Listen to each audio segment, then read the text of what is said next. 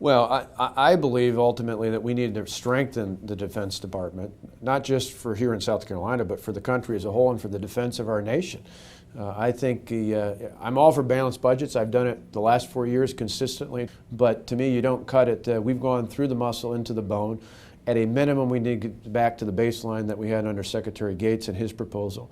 A number of the people who are on that National Defense Panel are advisors to my campaign now, and I strongly believe that's a minimum starting point if we're going to protect our interest here and abroad. The reason the sequester is there is because they needed to do something to get things under control between a Republican House and a Democrat Senate, Democrat President. That was the best that could be done in those circumstances.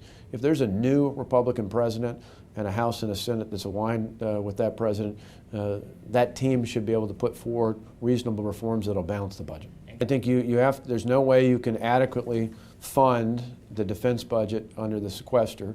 We need to rein in spending, but I think that's in other areas where you take major portions of the federal government and send it back to the states, whether it's in Columbia, whether it's in Madison, whether it's in other state houses, taking many other services and sending it back to the states and the people is important.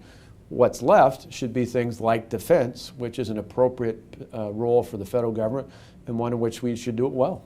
You know, do it early, because the longer you wait, the more they'll say it's too close to the next election. Do it early, because the sooner you do it, the sooner those reforms can work, and you can show before the next election that they're workable, that they make sense.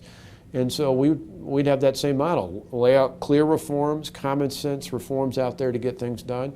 And then, again, if I were to run and if I were to win, you'd want to take that immediately and work with the next Congress to act on it as quickly as possible. Okay. Kirsten, thank you. Good?